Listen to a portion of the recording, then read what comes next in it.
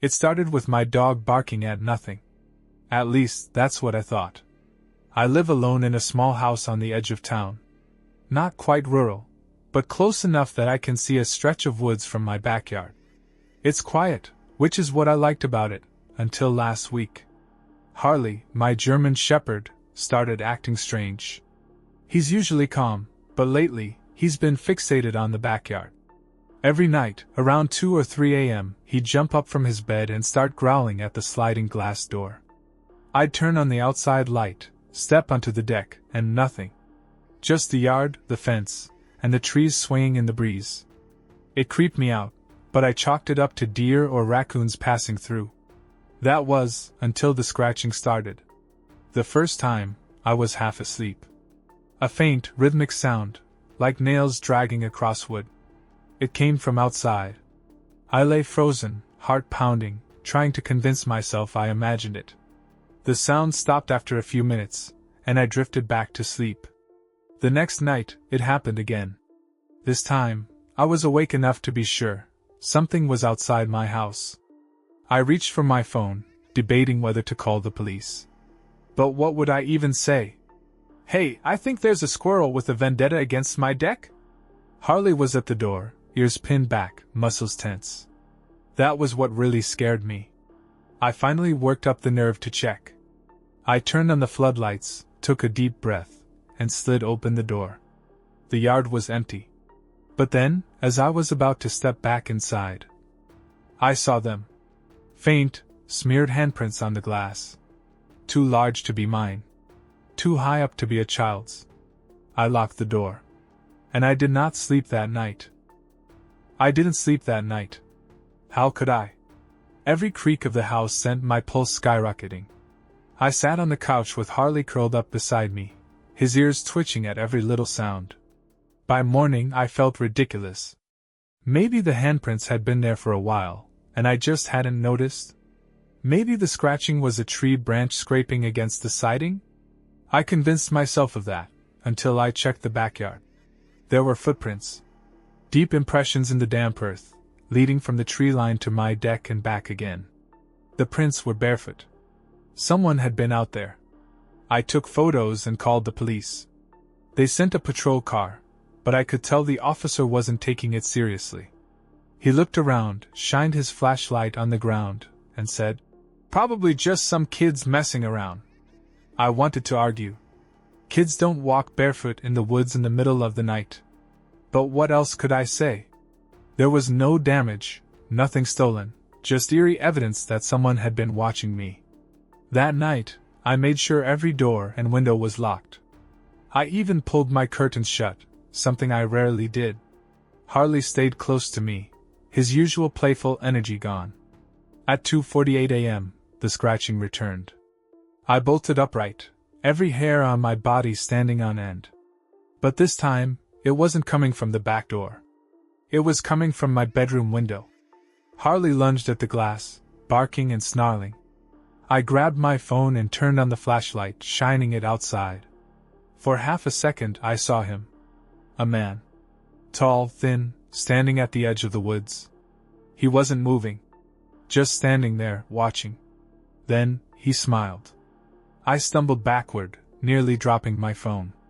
When I looked again, he was gone. The police didn't find anyone.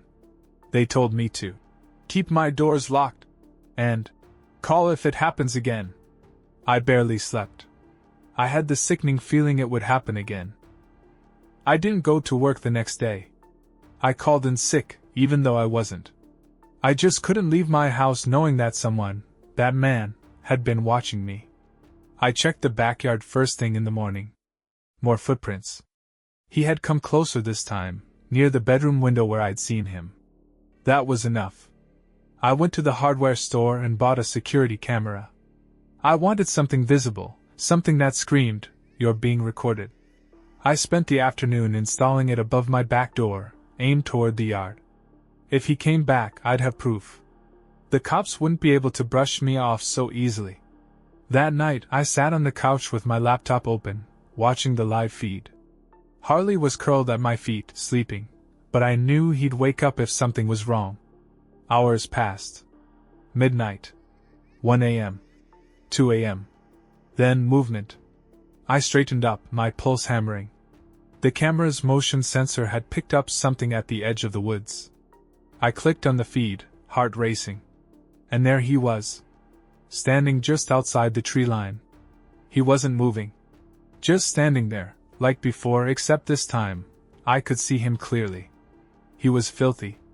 His clothes were dark and tattered, his long hair hanging in greasy strands around his face. He was barefoot, his pale skin stark against the dirt. And he was staring. Right at the camera. I swallowed hard, gripping my phone. I should have called the police immediately, but I felt frozen. My breath caught in my throat as he did something that made my stomach drop. He lifted his hand. And waved. Not a frantic, threatening gesture. Just a slow, lazy wave. Like he knew I was watching. Like he wanted me to know. I slammed my laptop shut and dialed 911. "Someone is in my backyard," I told the dispatcher, my voice shaking. "He's watching me." The response time was faster this time. 2 officers arrived within 10 minutes, shining flashlights into the woods. But just like before, he was gone. No footprints. No trace of him. One of the officers frowned at my camera. "Mind if we check the footage?" I nodded, pulling it up on my laptop, my hands trembling. I rewound to where I had seen him and pressed play. The screen showed the empty yard. The tree line. Nothing else. I stared in horror. No, he was there. I saw him. He waved at me. The officer gave me a skeptical look. "There's nothing here." I wanted to argue, but my throat had gone dry. Because he was right. On the footage, the man wasn't there. I barely remember the officers leaving. I was still staring at the footage, rewinding and playing it over and over. No man. No movement. Just my empty backyard. I knew what I saw. Harley knew too. He had been growling, pacing restlessly. Dogs don't imagine things. So how the hell was he not on the camera? I didn't sleep. I left every light on in the house, Harley beside me on the couch, his head resting on my lap. Every so often, he'd lift his head, ears twitching like he was listening to something I couldn't hear. By morning, I decided I was done being scared. I grabbed a baseball bat from my closet and went outside. The grass was still damp with morning dew as I approached the tree line, my heart pounding so hard I could feel it in my throat. I didn't know what I was looking for. Footprints? A hiding spot? Some kind of clue that proved I wasn't losing my mind? Then I saw it. A piece of fabric. Dark, frayed, tangled in a branch about 5 feet off the ground. I swallowed hard and reached for it. The material was stiff, crusted with something dark. Something that looked too much like blood. My stomach turned. I turned to head back inside, then stopped. There was something else. A symbol carved into the trunk of a tree. It wasn't deep, but it was deliberate. A jagged shape, almost like an eye, with a long slit running through it. I had never seen anything like it before. I took a picture and hurried back inside, locking the door behind me. My fingers trembled as I searched online, trying to find out what the symbol meant. Occult symbols, gang markings, anything. But nothing matched. And then my phone buzzed. A notification from my security app. Motion detected backyard. I froze. Slowly, I opened the live feed. The yard was empty. But the camera was shaking. Like someone was standing directly beneath it. I watched, paralyzed, as the angle shifted slightly, just a fraction, like it was being touched. Then, the screen went black. Camera offline. I threw my phone and ran to the door, heart slamming against my ribs. I flicked on the outside lights. Nothing. No movement. No footprints. No sound. But I knew he was there. Watching. And this time, he had touched my house. I stood at the back door for what felt like hours, my breath coming in short, ragged gasps. The camera was dead. My yard was empty. But I knew he had been there. I wasn't safe. I called the police again, but I could tell they were getting frustrated. They said they'd send someone in the morning if I still felt threatened. In the morning, I was on my own. I made a decision. I wasn't just going to sit inside, waiting to be terrorized. I grabbed a flashlight, my baseball bat, and though I hesitated, I took a kitchen knife too. If he was still out there, I was going to find him. Harley whined as I stepped onto the deck. He didn't like this. Neither did I. I moved carefully across the yard, scanning the trees. My heart hammered so hard I could hear it in my ears. I stopped where I had found the bloody fabric earlier and shined my light deeper into the woods. And then, I saw something I wasn't expecting. Not him. Something else. A shape, low to the ground, half hidden beneath the tangled roots of a tree. I swallowed hard and stepped closer.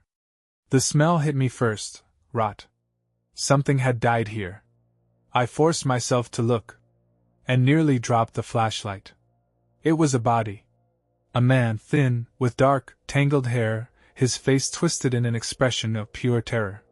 His arms were stiff, locked in a desperate defensive position, like he had been trying to protect himself from something. But the worst part? I knew this man. It was him. The man I had seen watching me. The same filthy clothes. The same unkempt hair. Except, he had been dead for a long time. The flesh on his hands was withered, the skin around his lips pulled back, revealing teeth locked in a final, frozen scream. I stumbled backward, bow rising in my throat. My mind raced, trying to make sense of what I was seeing. I had seen him last night. I had watched him move. I had seen him wave at me. But he had been dead this entire time. Then, a branch snapped behind me. I spun around, my flashlight beam cutting through the darkness. Something was standing in the trees. Not the man. Something else. Something that had been wearing him. And now, it had noticed me. I couldn't move. The flashlight trembled in my grip as I pointed it toward the trees. The shape in the darkness shifted slightly, like it was adjusting to the light. My breath caught in my throat. It wasn't human. Not exactly. The figure was tall, too tall. Its limbs were long and thin, its joints bent in a way that didn't seem right. The air around it felt wrong, like the space it occupied wasn't meant to exist. And then, it spoke. Not in words. Not with a voice. But with a sound I knew. A slow, deliberate scratching. That same awful, rhythmic sound I had been hearing outside my house for days. It was never the man. It had always been this. I took a step back, my legs unsteady. The thing in the trees tilted its head, and I swear I heard the faintest echo of laughter, distant, like it came from somewhere else. Then, it moved. Not walked. Shifted. 1 second, it was half hidden behind the trees. The next, it was closer. I ran. I didn't think, didn't breathe. I just turned and bolted toward my house. The flashlight bounced wildly in my hand as I stumbled through the yard, my vision blurred with panic. Harley was barking furiously inside, his claws scraping against the door. I reached the deck, fumbled with the lock, threw myself inside. The door slammed shut. Silence. The only sound was my own gasping breath. Harley was still growling, his body stiff, ears pinned back. I turned off the flashlight and edged toward the window, peeking through the curtain. The backyard was empty. No movement. No footprints. No sign that anything had been there. But I knew better. I had seen it. And it had seen me. And worst of all, it had been inside his skin. I locked every door. Every window. I pushed the couch in front of the sliding glass door and sat on the floor with Harley curled up beside me, his body tense and alert. I didn't sleep. I couldn't. Because no matter how many times I checked, no matter how much I told myself I was safe inside, I felt it watching. The thing in the woods. The thing that had been wearing him. I kept thinking about the security camera. How it never caught the man on video. How the police thought I was imagining it. because there had never been a man. Only this. Something old. Something wrong. Something that knew how to make itself unseen. And now it knew I knew. The hours crawled by. At some point, I must have dozed off, because I woke with a start, my body stiff from the floor. The house was silent. Too silent. Harley was gone. Panic surged through me. Harley? My voice was hoarse, shaking. No sound. I stood quickly, my legs unsteady, and grabbed the bat. My mind raced. Did I let him out? Did I forget to close the door? No. I would never. I crept down the hall, checking the rooms. Empty. Then, a sound. A single, soft scratch against the bedroom window. My stomach dropped. I turned slowly, my breath caught in my throat. The curtain was closed. But there was a shape behind it. A faint outline, pressed against the glass. Tall. Too tall. I gripped the bat so hard my fingers ached. My mind screamed run, hide, do something, but I couldn't. I just stood there staring. And then, the curtain moved. A slow, dragging motion, as though something was sliding its fingers down the fabric. Then came a sound that turned my blood to ice. Not scratching. Not knocking. A whimper. Harley. Outside. Alone. And I knew. If I opened that curtain, if I looked into the window, I would see something wearing my dog's skin. I couldn't breathe. Harley was outside. But it wasn't Harley. I knew it the way you know when something is deeply, fundamentally wrong, an instinct so strong it made my stomach churn. The whimper came again, muffled through the glass. Soft. Weak. Like he was hurt. Like it wanted me to open the door. I gripped the bat tighter, my whole body shaking. Harley? I forced the word out, barely above a whisper. The whimper stopped. Silence. Then, scratching. A slow, deliberate scrape of nails against the windowpane. It wasn't my dog. It had never been my dog. I backed away, my breath coming in quick, panicked bursts. The air in the room felt heavier, charged, like something was pressing against it. Like something was waiting. And then, my phone buzzed. The sudden noise nearly made me scream. My hands were shaking so bad I almost dropped it. Motion detected, backyard. I hesitated. My thumb hovered over the notification. My whole body screamed, don't look. But I did. The security feed flickered to life. The backyard was dark, the camera's night vision casting everything in eerie grayscale. The deck. The trees. The empty space where my dog should have been. Then movement. A shape crawled into view. Not walked. Crawled.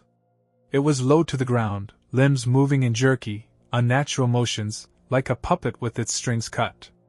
And as it reached the center of the yard, it stood. I stopped breathing. It was wearing him.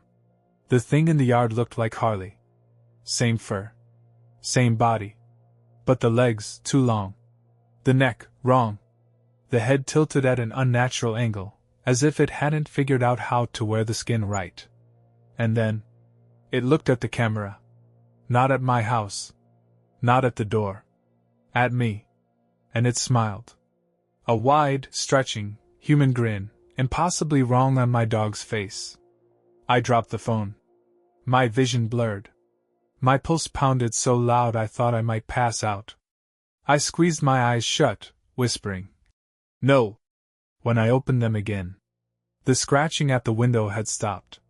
And my front door was wide open. The front door was open. I didn't open it. I knew I didn't open it. Cold night air crept through the doorway, carrying the damp, earthy scent of the woods. The hallway stretched before me, dark and empty, leading into the yawning blackness beyond the threshold. Something was inside. I forced myself to move, gripping the bat so tightly my knuckles ached. My whole body felt wrong, like I wasn't inside my own skin anymore. Like I was the thing wearing something that didn't belong to me. Harley. I couldn't think about what I had seen on the camera. That thing crawling, standing, grinning, it wasn't real. It couldn't be real. But the door was open. And the air felt different. I swallowed hard, my throat dry as sandpaper, and stepped forward. I wanted to slam the door shut, bolt it, pretend nothing had happened. But then, a sound. Not from outside. From behind me. A wet, dragging breath. Right. Behind. Me. I turned, and saw myself. A perfect copy. Standing in the dim glow of the hallway light. Same hair. Same clothes. Same face. But its eyes. Empty. Black holes swallowing the light, the room, me. It smiled. Not a human smile. Too wide. Too eager. I took a step back, my legs trembling. The thing that looked like me took a step forward. Mirroring me. It raised one hand, palm up, a perfect invitation. And then it spoke. With my voice. You should have never looked. I wanted to scream, but the sound lodged in my throat. The thing that looked like me tilted its head, watching me with those bottomless, black eyes. Its smile stretched too wide, skin pulling unnaturally at the corners of its mouth. It was waiting. Waiting for me to do something. I gripped the bat tighter, my hands slick with sweat. What do you want? I whispered. It blinked, slow and deliberate, as if considering the question. Then, in my own voice, it said, to fit. The words slithered into my ears, wrong and warped, like they didn't belong in this world. I took another step back. It took another step forward. Still mirroring me. A sick realization crawled up my spine. It wasn't just wearing people. It was learning. Learning how to be me. My legs locked up. My body screamed to run, but something in my mind whispered, if you turn your back, it will take your place. Then, a growl. Low. Dangerous. Harley. The real Harley. The sound came from outside, deep and furious.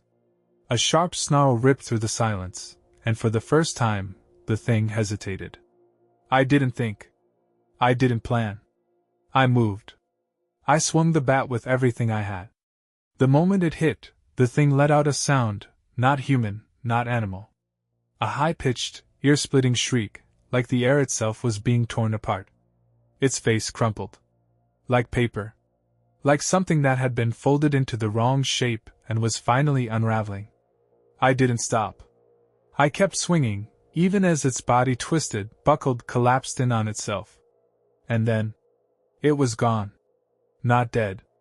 Not broken. Just gone. Like it had never been there at all. I stood in my empty hallway, chest heaving, ears ringing. My front door was still open. Harley was standing at the threshold, eyes locked on mine. His tail was low, his ears flat. But it was him. I dropped the bat and sank to my knees.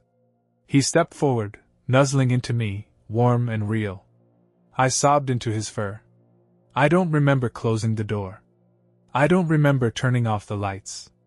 I just remember sitting on the floor until the sun rose, my dog pressed against my side, making sure I was still here. Still me. I moved 2 weeks later. I never told anyone what really happened. I don't check my security cameras anymore. And I never look out my windows after dark. Because sometimes, I still hear scratching.